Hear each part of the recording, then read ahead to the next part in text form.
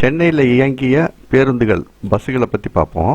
ஆரம்ப காலத்தில் இருந்து தெரிஞ்ச வரைக்கும் கிடைச்ச தகவல் வரைக்கும் இதில் சொல்லியிருக்கேன். இந்த முதல்ல பார்க்குறீங்கல்ல, இந்த பஸ்ஸு இது சென்னையில் ஓடிட்டு இருந்திருக்குது. அப்போது பேக்ரவுண்டில் பாருங்கள், மெட்ராஸோட ஹைகோர்ட் நல்லா தெரியும். சென்னையில் ஓடின பஸ்ஸுகளை இப்போ நம்ம வரிசையாக பார்க்குறோம். ஆரம்பத்தில் இருந்து முதல்ல தமிழ்நாடு அரசு போக்குவரத்து அதில் ஆரம்பித்து, அப்புறம் சென்னை பல்லவன் போக்குவரத்துன்னு ஆரம்பித்து, அதுக்கப்புறம் இப்போ வந்து MTC bus, metro transport corporation அப்படின்னு மாறி இருக்குது. ஒவ்வொரு பஸ்ஸுகளுடைய அந்த தோற்றங்களும் உள்ளமைப்புகளும் உட்கட்டமைப்பும் எப்படி வளர்ச்சி அடைஞ்சு வந்திருக்குன்னு பாருங்க. இதுல இப்போ ஏசி பஸ்ஸும் வந்திருக்குது, தாழ்தள பேருந்து, அப்புறம் பேட்டரி பஸ், எலக்ட்ரிக் பஸ் அதுவும் வந்திருக்குது. இப்போ உங்களுக்கு ஒரு ஆச்சரியமான தகவல் என்னன்னாக்கா, 1955 சென்னையில வந்து மாடி பஸ் இயங்கிட்டு இருந்திருக்குது. அப்போல இருந்து படிப்படியா இயங்கிட்டு வருது தொடர்ந்து. இதுல இன்னொரு முக்கியமான விஷயம் பாருங்க, பஸ் நம்பர், ரூட் நம்பர் வந்து 11A, அதாவது பாரிஸ்ல இருந்து டி நகர் போற வண்டி. அந்த நேரத்துல பாரிஸ்ல இருந்து டி நகர் போறதுக்கு அவ்வளவு ஜனம் போக்குவரத்து இருந்திருக்குது.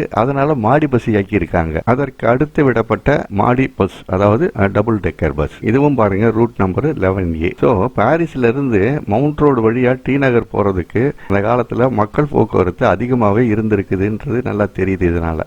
அப்புறம் மாடி பஸ்ஸை வந்து ட்ரெய்லர் வண்டி மாதிரியே விட ஆரம்பிச்சாங்க. அது என்னன்னாக்கா சாலையை பெருமளவில் ஆக்கிரமிக்குது அப்படிங்கிறதுனால அந்த ஒரு லாட்டாட அதை நிறுத்திட்டு அதுக்கப்புறம் பழையபடி இது போன்ற மாடி பஸ்ஸுகளையே தொடர்ந்து செய்ய ஆரம்பிச்சாங்க. அது என்று மிகவும் நவீனமயமாக்கப்பட்ட, முழுவதும் குளிரூட்டப்பட்ட, அதாவது ஏசி மின்சார மாடி பஸ்ஸாக இப்போ இயங்கிக்கிட்டு இருக்குது. இன்னொரு வியப்பான தகவல் என்னன்னாக்கா, அந்த காலத்துல சென்னையில இருந்து திருச்சி வரைக்கும் மாடி பஸ் இயக்கிட்டு இருந்திருக்காங்க. கொஞ்சம் யோசனை பண்ணி பாருங்க. அந்த மாடி பஸ்ல மேல் தளத்துல உட்காந்துட்டு திருச்சி வரைக்கும் சாலைகளையோ வேடிக்கை பார்த்துட்டு போனா எவ்வளவு நல்லா இருந்திருக்கும்ல.